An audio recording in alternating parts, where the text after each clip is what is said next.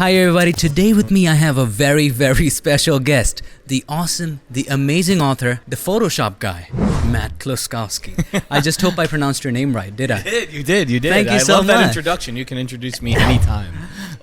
Wow.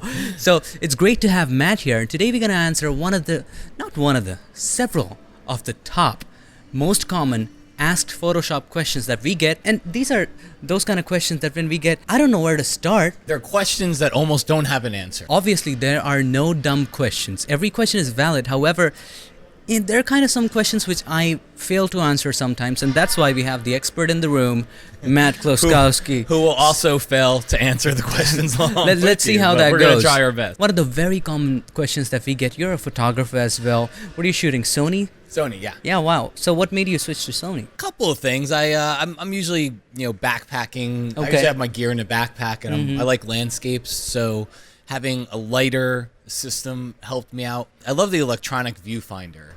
To me, that's a digital camera. We're in a digital age, and the electronic viewfinder is digital on a normal camera, and what you see is not what you get. And so the electronic viewfinder, it's what you see is what you get. That's the picture you're about to take. So it makes so much more faster because you don't have to take a picture, look at the back of the camera, and then you're directly. You know what you're gonna get. Yeah, exactly. They're innovating. They're in a way they're innovating faster than anybody else is innovating out there, and they're really doing a lot. So I'm an educator, and the one thing that stands out to me about Sony is that Sony engages with their audience so much. Okay, so let's jump into our first question. This is very common, especially in photography. Is how do you fix blurry photos? Ugh, that's the hardest one to answer because I don't know of a way to fix a blurry photo.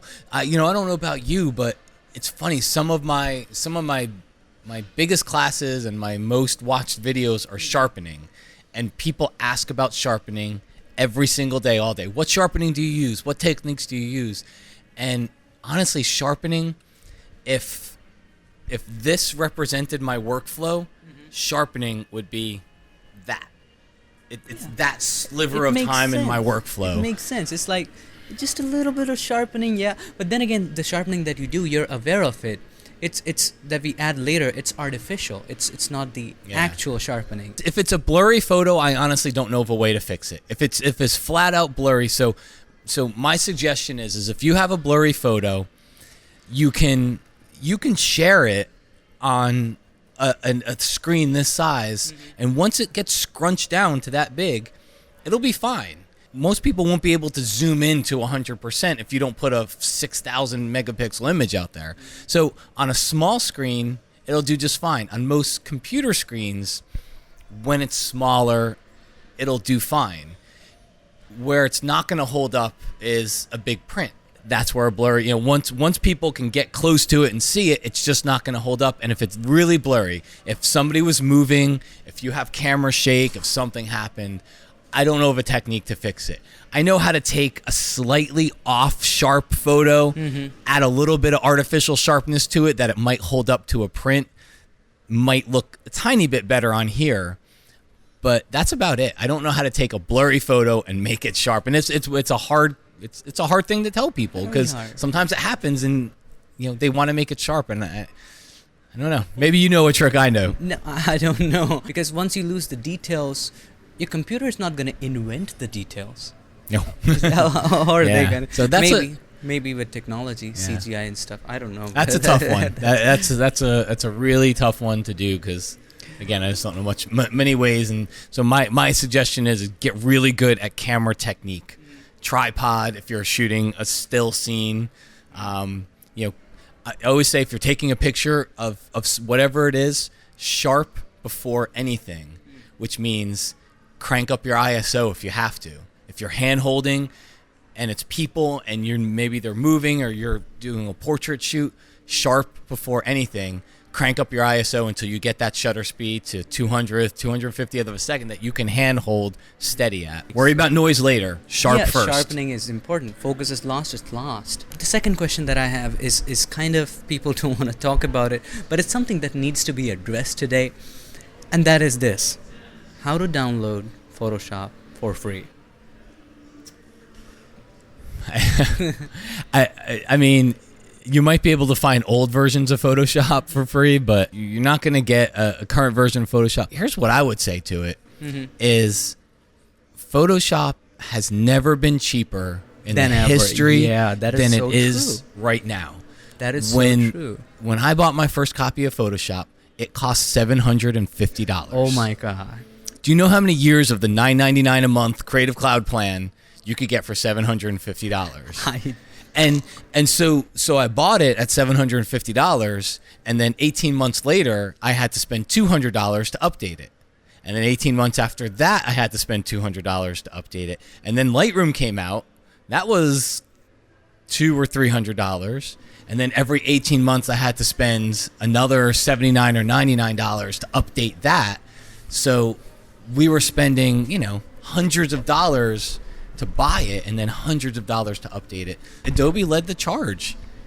All plugins, everything used to cost hundreds of dollars. Adobe led the charge and brought software down to $9.99 a month. That is so cool. I think that's a fair price for what it does. That's a fair price. Students have a very good discount. You already know that. So some students have, it's like for all students and teachers, like 60% off. Yeah. It's like $4. So right now, everybody can afford Photoshop. It's not very expensive. And if it's your hobby, it's a cheap hobby. It's a very cheap hobby. Like, try getting into photography. Photography. The filter on the camera costs $100.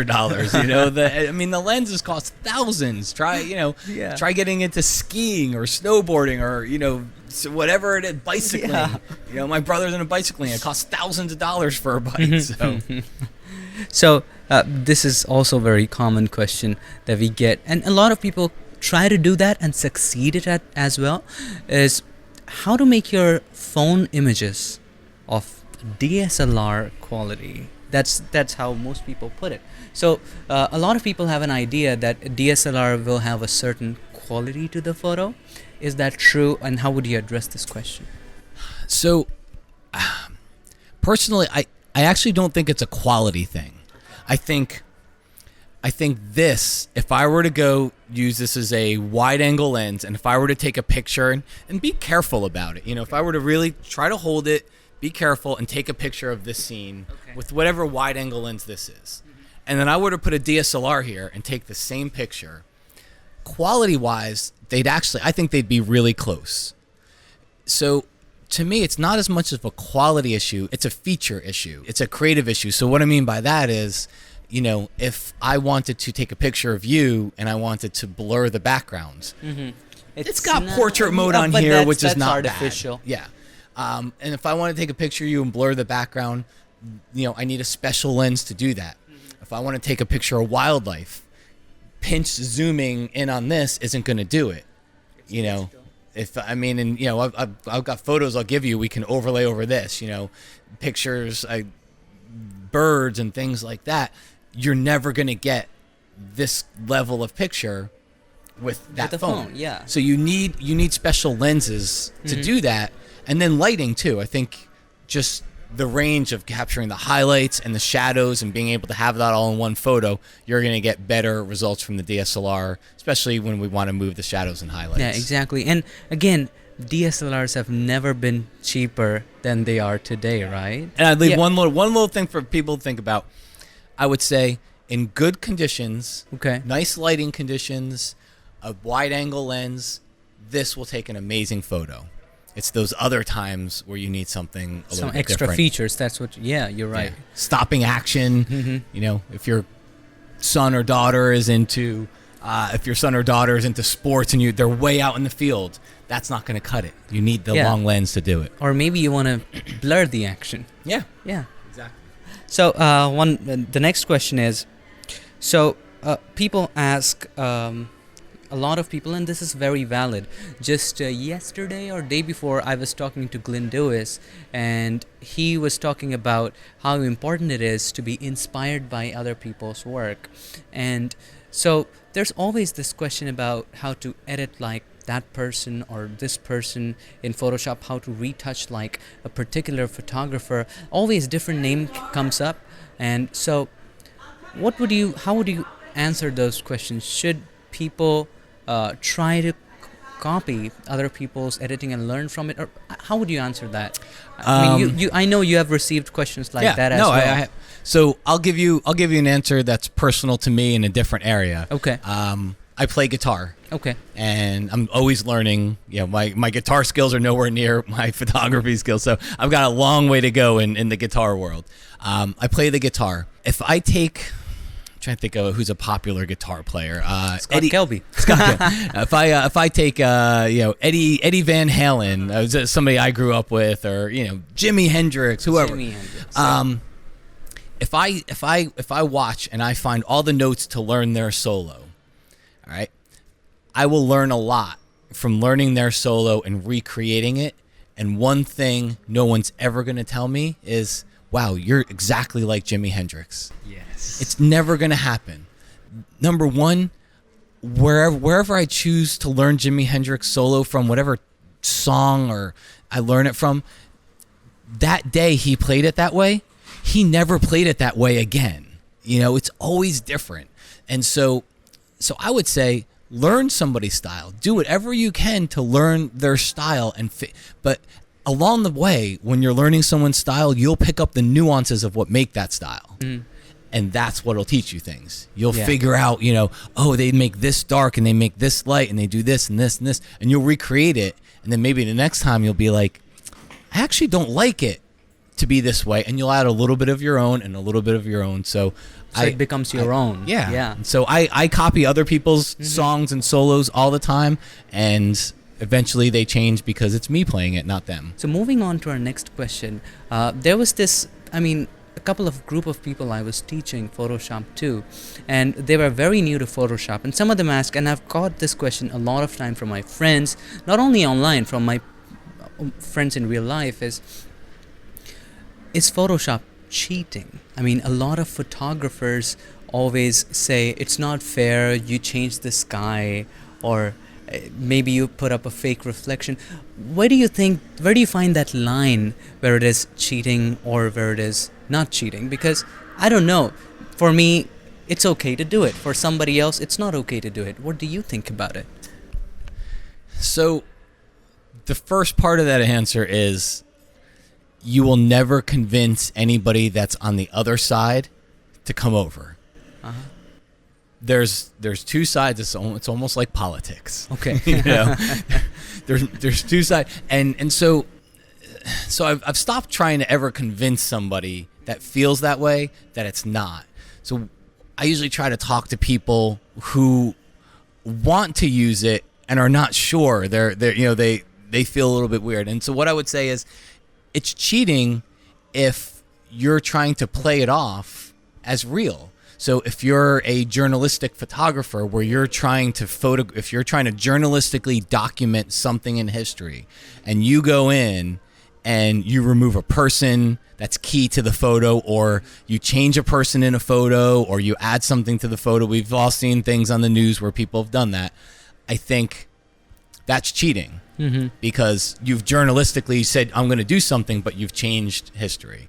So I think that's cheating. But everything else, for most of what we shoot, if we're shooting for ourselves because we like landscapes, or we like wildlife or whatever, what I would say is, to me, it's no different if there was a bottle of Coke laying off in the distance, and I walk up and I move it, or I take the photo and I remove it. It's no different. Yeah. And another example. So is it cheating? Is it real life if I take an 85 1.4 lens and take a picture of you right now? Do either of us see the world like that? No, not at all. But the camera sees the world with that lens in a whole different way. Exactly. So that's a nice point. Is it right because I clicked it in the camera and I didn't make the background blurry in Photoshop? Is that cheating? Like, which one?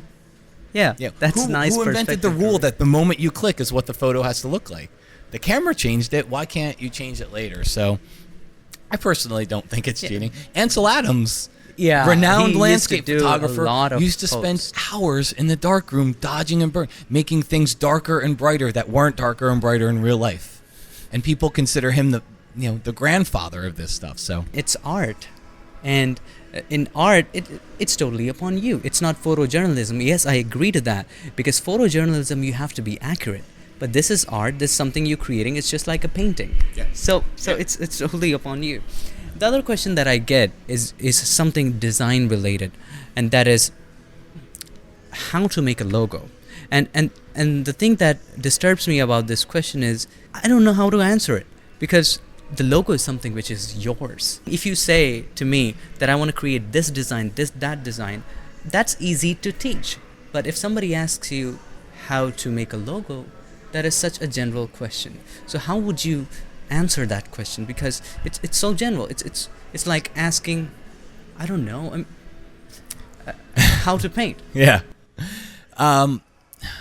That's a tough one, because logo design, it's a skill.